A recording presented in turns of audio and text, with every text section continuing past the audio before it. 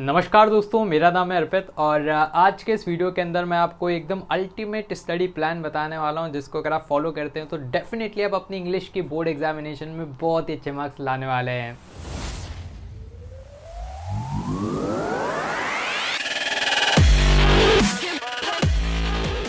तो दोस्तों, हम बिल्कुल लेटेस्ट सीबीएसई पैटर्न के हिसाब से आपको बताएंगे कि किस तरीके आपकी स्ट्रेटेजी होने वाली है और क्या क्या चीज़ें आपको फॉलो करनी चाहिए, क्या आपके सोर्सेज रहने चाहिए, इंडिविजुअल जो आपके सेक्शंस हैं लाइक लिटरेचर, राइटिंग और रीडिंग स्किल्स, उनको कैसे आपको अप्रोच करना चाहिए, क्या वो स्ट्रेटजी है या बातें हैं जो कि जनरली बच्चे इग्नोर करते हैं और जिनके कारण उनको बहुत ज़्यादा इंग्लिश के एग्जामिनेशन में सफ़र करना पड़ता है। तो उन सारी चीज़ों को आज के इस वीडियो में हम बहुत ही अच्छे से देखने वाले हैं।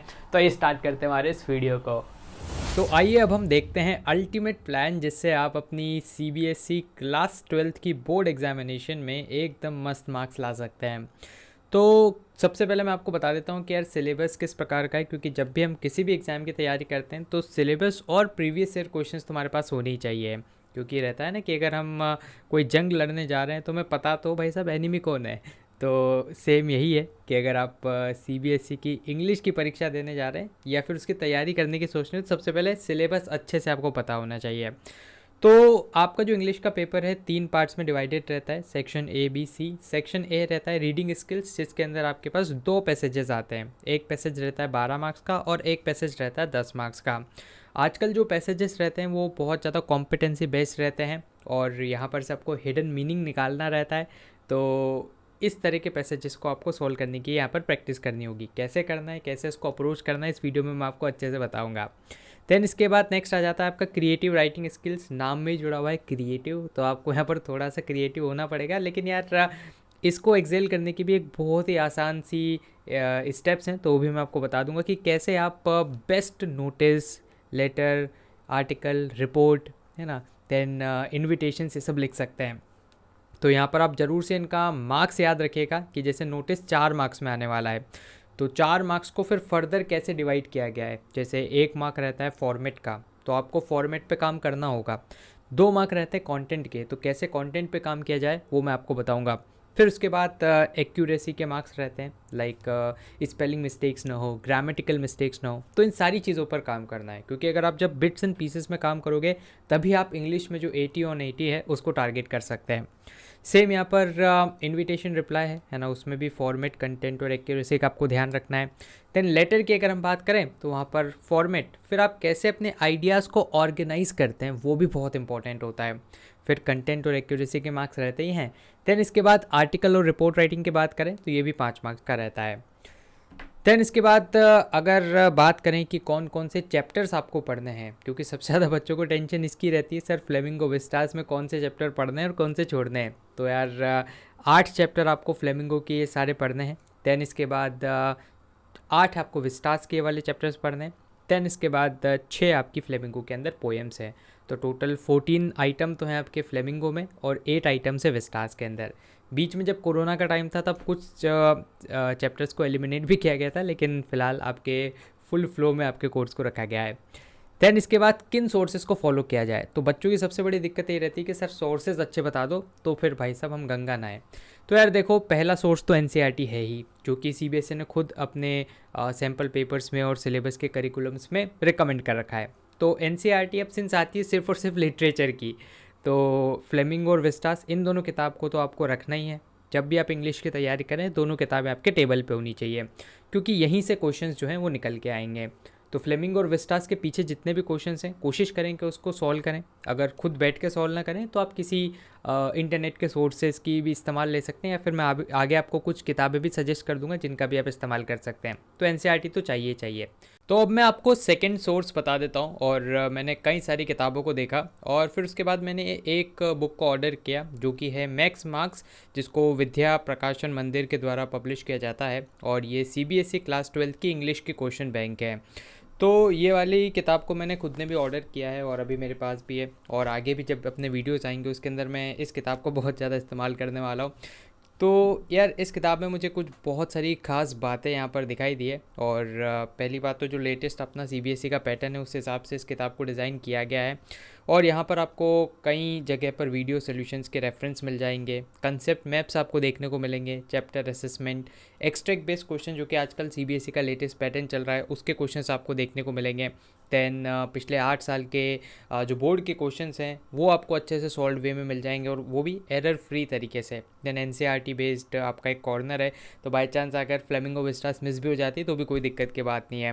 दैन मोस्ट एक्सपेक्टेड क्वेश्चंस और कैसे अपने आंसर्स को स्ट्रक्चर किया जाए वो सारी टिप्स भी आपको इस किताब में देखने को मिलेगी। और साथ ही यार इस किताब को नेशनल अवार्ड्स भी मिल चुके हैं, तो बिल्कुल आप इस पे कंप्लीट ट्रस्ट विश्वास भरोसा कर सकते हैं। साथ ही ये वाली जो क्वेश्चन बैंक्स आते हैं ये क्लास 9th 10th और 12th के सभी सब्जेक्ट्स के लिए भी अवेलेबल है, तो आप उनको भी चेक कर सकते हैं। लिंक आपको डिस्क्रिप्शन में मिल जाएगा और ज़रूर से आप इसको चेकआउट कीजिएगा। देन इसके बाद सर कोई और वीडियोस भी मिल जाएंगे? तो हाँ बिल्कुल, मैंने अपने चैनल पर एक बहुत एक माल का वीडियो अपलोड कर रखा है जिसके अंदर हमने कंप्लीट इंग्लिश को सिर्फ एक वीडियो में कवर कर रखा है। मतलब इंटरनेट के ऊपर एक रिवॉल्यूशन है, आप इसको समझिए। तो एक वीडियो के अंदर complete reading writing literature covered है, तो आप इसका भी सहारा ले सकते हैं। इसका लिंक मैं आपको डिस्क्रिप्शन में दे दूँगा। तो जैसे फॉर एग्जांपल आप जब कॉम्प्रिहेंशन वाले पार्ट को पढ़ रहे हों तो किस तरह से ट्रिक्स को अप्लाई किया जाए, क्या किया जाए, तो वो सब यहाँ पर मैंने अच्छे से बता रखा है ना, कि कैसे कुछ ट्रिक्स का मदद लेके RRR ट्रिक और इस तरह की मैंने ट्रिक्स बता रखी है जिनकी मदद लेते हुए आप जल्दी से कॉम्प्रिहेंशन को सॉल्व कर सकते हैं। क्योंकि एग्ज़ाम में भाई साहब टाइम की किल्लत रहती है, तो अगर आप प्रॉपर टाइम को मैनेज कर लेंगे खासकर राइटिंग वाले खासकर रीडिंग स्किल्स वाले पार्ट में, तो भाई साहब आपका पेपर बहुत ही गजब का जाएगा। तो इसमें रीडिंग वाले को कवर कर ही रखा है, राइटिंग के फॉर्मेट्स को अच्छे से समझा रखा है, बहुत सारे क्वेश्चंस हमने सॉल्व कर रखे हैं, और लिटरेचर वाला जो पार्ट है उसको भी हमने सारे चैप्टर्स के अच्छे से समराइज़ कर रखा है। तो आप ये वाले वीडियो का यहाँ पर लाभ ले सकते हैं। देन आगे बढ़ते हैं। तो सबसे पहले जो मैंने आपको बताया था कि रीडिंग कॉम्प्रिहेंशन को कैसे कवर करना है, तो रीडिंग कॉम्प्रिहेंशन को आपको वही पहले एक ट्रिक वाला वीडियो देख लेना है कि किस तरह से उसको अप्रोच किया जाए। अब रीडिंग कॉम्प्रिहेंशन एक ऐसी चीज़ है यार जो कि प्रैक्टिस से ही आप उसमें महारत हासिल कर पाएंगे। मतलब वो ऐसा नहीं है कि आपने बस एक वीडियो देखा और भाई साहब एकदम king of the reading skills आप बन गए, तो नहीं होगा। धीरे धीरे धीरे जैसे आप प्रैक्टिस करते जाएंगे, कोशिश करिएगा कि हर वीक एटलीस्ट एक पैसेज को सॉल्व कर लें। पैसेज कहाँ से लाएंगे? इंटरनेट पे तो मिल ही जाएंगे, और अगर आप इस तरह की किताबों को खरीदते हैं तो वहाँ से भी आपको बहुत सारे प्रैक्टिस क्वेश्चंस मिल जाएंगे, तो आप उनका भी यहाँ पर सहारा ले सकते हैं। देन इसके बाद अब सेकंड वाले सेक्शन पे आते हैं कि राइटिंग सेक्शन को कैसे कवर किया जाए। तो यार राइटिंग स्किल्स को कवर करने का सबसे रामबाण तरीका यही है कि सबसे पहले फॉर्मेट्स को आप देख लें। टोटल आपके सिलेबस के अंदर 8 चीज़ें हैं, है ना। 8 चीज़ें मैंने कैसे गिनी? नोटिस, फॉर्मल इनफॉर्मल इन्विटेशन को मैंने 2 गिना है, फॉर्मल इनफॉर्मल रिप्लाई को मैंने 2 गिना है, तो इस तरह से 5 चीज़ें तो यही होगी आपकी। फिर लेटर 6, आर्टिकल और रिपोर्ट राइटिंग 7-8, तो इस तरह से 8 चीज़ें हैं आपके राइटिंग स्किल्स के अंदर। तो क्या करना है, एक ब्लैंक पेज लेना है, उसके आगे और पीछे सारे फॉर्मेट्स एक बार लिखने हैं कि नोटिस में क्या फॉर्मेट है, ठीक है। हर चीज़ में किस में क्या फॉर्मेट है वो आप लिख लीजिए, मैंने अपने वीडियोस में बता ही रखा है। एक पेज में लिखो या फिर 2 पेज में लिख के उसको अपनी टेबल पे चिपका लो, तो फॉर्मेट्स में आपका नंबर कट नहीं होना चाहिए। फिर आ जाता है कंटेंट वाला पार्ट। तो कंटेंट क्या है? विद प्रैक्टिस अगर आप 2-2 3-3 क्वेश्चन हर एक टॉपिक के उठा भी लोगे ना, तो भी आपका जो कंटेंट है धीरे धीरे आपको फील आता जाएगा कि हाँ इस तरह से मुझे लिखना है। जैसे नोटिस को स्टार्ट कहाँ से करना है, तो जनरली वो एक ही लाइन है कि this is to inform you that, वहीं से सारे आपके नोटिस स्टार्ट होते हैं। लेटर की भी एक ही लाइन है, तो वहीं से सारे लेटर्स आपके स्टार्ट होते हैं, ठीक है। तो इस तरह से उन चीज़ों को आप करें, प्रैक्टिस करें, और यही यहाँ पर इसका मूल मंत्र है कि सबसे पहले फॉर्मेट्स अच्छे से याद कर लें, फॉर्मेट्स में दिक्कत ना होने दें, प्रैक्टिस करें, और फिर धीरे धीरे कोशिश करें कि कहीं ग्रामेटिकल या स्पेलिंग मिस्टेक्स ना हो, उनको पकड़ने की कोशिश करें। आप अपने दोस्तों को चेक करवाएं कि देख भाई मैंने ये वाली चीज़ लिखी है, तू चेक करके बता सही तो है या फिर नहीं। तो ये आप काम कर सकते हैं। देन उसके बाद आप अपने टीचर्स को, यहाँ तक कि आप मुझे भी चेक करवा सकते हैं। टेलीग्राम का लिंक मैं आपको दे दूँगा, तो वहाँ पर आप अगर आपने कुछ ऐसी चीज़ें लिखी तो लिख के आप मुझे भेज सकते हैं, और जैसे मुझे टाइम मिलता है मैं भी आपको चेक करके बता दूंगा कि देखो आपने ये इस तरह से लिखा है, या यहाँ पर आप थोड़ा इंप्रूव कर सकते थे। तो राइटिंग स्किल्स आप ऐसे कवर करेंगे। देन इसके बाद आ जाता है लिटरेचर वाला पार्ट। सो लिटरेचर कैसे कवर किया जाए, तो भाई साहब सीबीएसई ने ऑफिशियली सोर्स बता रखा है एनसीईआरटी, तो आप उसको तो एक बार पढ़ ही लीजिए लाइन बाय लाइन, क्योंकि आजकल डीप डाउन द टेक्स्ट वो क्वेश्चन पूछ रहे हैं।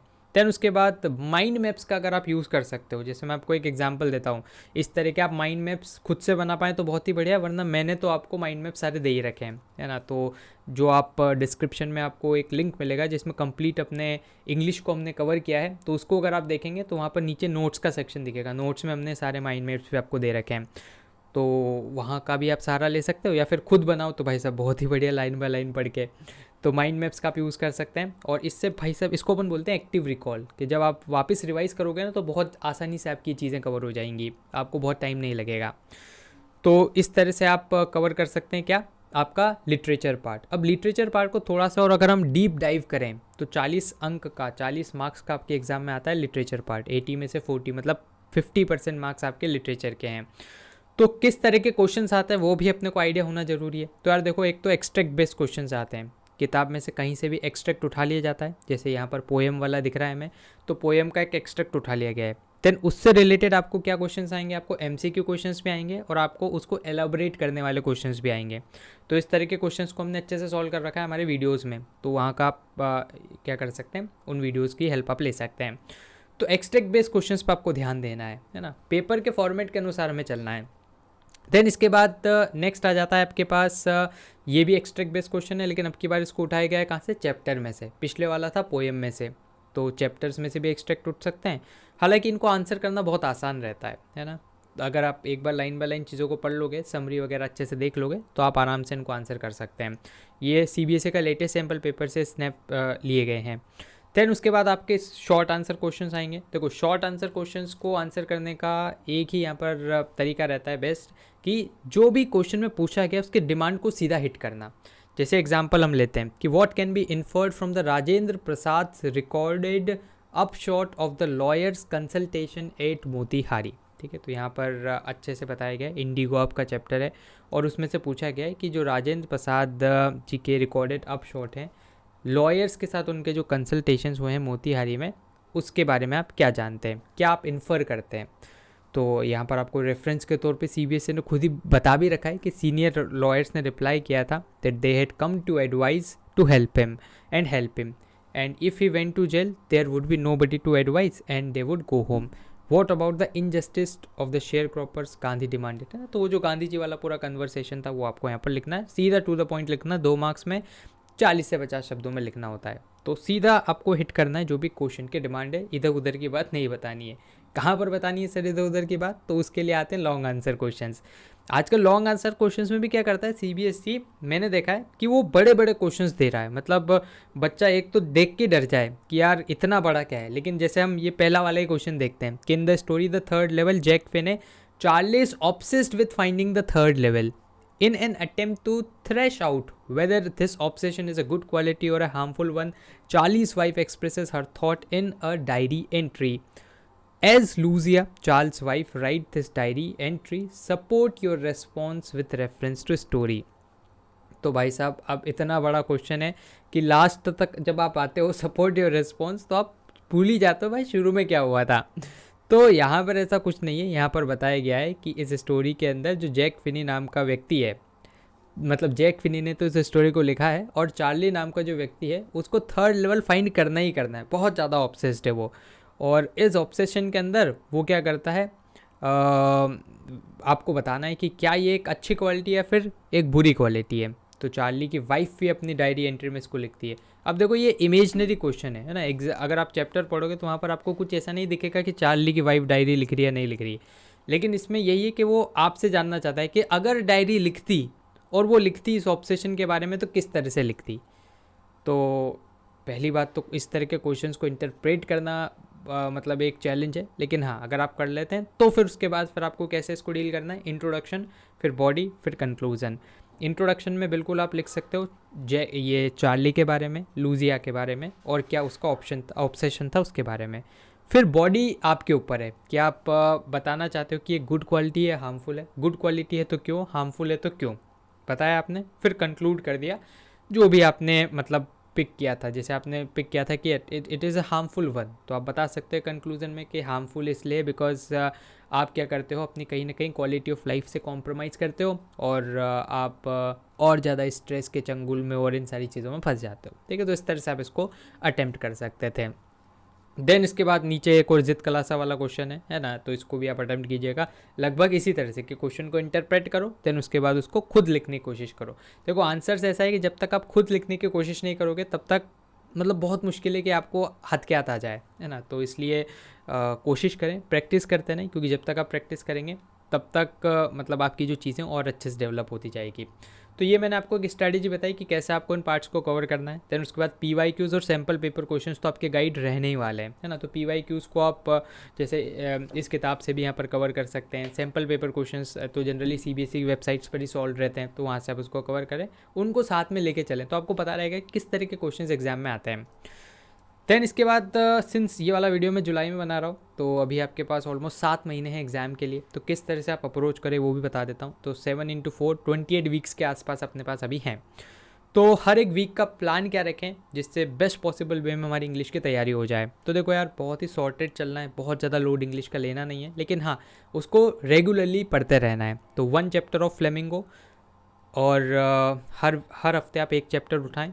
एक वीक आपने उठा लिया फॉर एग्जांपल प्रोज वाला पार्ट, तो एक वीक उठा लीजिए पोएम वाला पार्ट अच्छे से। मतलब रोज़ अगर आप आधा घंटा 1 घंटा भी देंगे इसको, तो आराम से लाइन बाय लाइन आप इसको कवर कर लेंगे, और यहाँ तक कि आपको प्रैक्टिस करने का भी टाइम मिल जाएगा। जैसे वीक में 7 दिन है, 3 दिन आपने चैप्टर पढ़ा, दैन उसके बाद एक आध दिन नोट्स बनाए, एंड 2-3 दिन में आपने उसके क्वेश्चंस भी लगा लिए, तो बिल्कुल बहुत ही परफेक्टली आपकी इंग्लिश कवर हो जाएगी।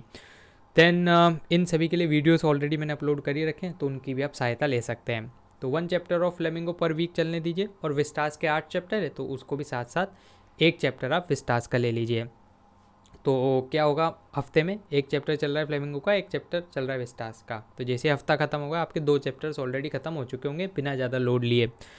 एक RC को हर एक हफ्ते करने की ज़रूर से कोशिश करें कि एक RC आप हर एक हफ्ते, या तो संडे को बैठ गए और है ना नेट से एक RC निकाला, उसको सॉल्व कर लिया। देन राइटिंग सेक्शन का एक टॉपिक अगर आप हफ्ते में ले लेते हैं तो बहुत ही सही है, और इस तरह से अगर आप चलेंगे तो देखो आपके मान के चलो 3 महीने के अंदर आराम से आप एक बार पूरे सिलेबस को कवर कर लेंगे, है ना। क्योंकि फ्लेमिंगो के 14 अगर हैं तो 4 3 12, 3-3.5 महीने के अंदर आपका एक बार सिलेबस बहुत ही अच्छे से कवर हो जाएगा। बस आपको रेगुलरिटी फॉलो करनी पड़ेगी।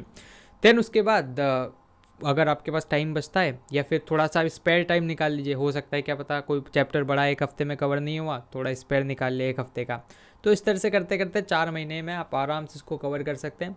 देन बचे 3 महीने, तो उसमें बीच में आपकी एग्ज़ाम्स पे रहेंगी, सारी चीज़ें रहेंगी। तो उसके साथ साथ आपको क्या करना है, जो भी सैम्पल पेपर क्वेश्चंस है उनको अच्छे सॉल्व करना है, और कोशिश करना है कि एटलीस्ट 5 सैम्पल पेपर क्वेश्चन आप लास्ट फाइनल एग्जाम के पहले बिल्कुल एग्ज़ाम एनवायरनमेंट में सॉल्व कर लें।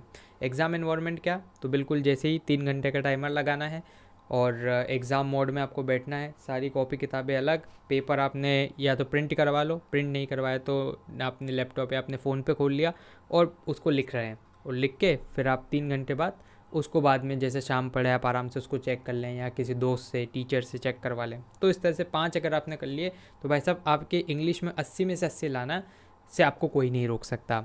तो ये था पूरा प्लान, अगर आप इसको फॉलो करते हैं तो बहुत ही आपको फ़ायदा यहाँ से होने वाला है। कहीं कोई दिक्कत आए तो आप कमेंट बॉक्स में बताइएगा, मैं आपके हर एक डाउट का जवाब कमेंट बॉक्स के अंदर दूंगा।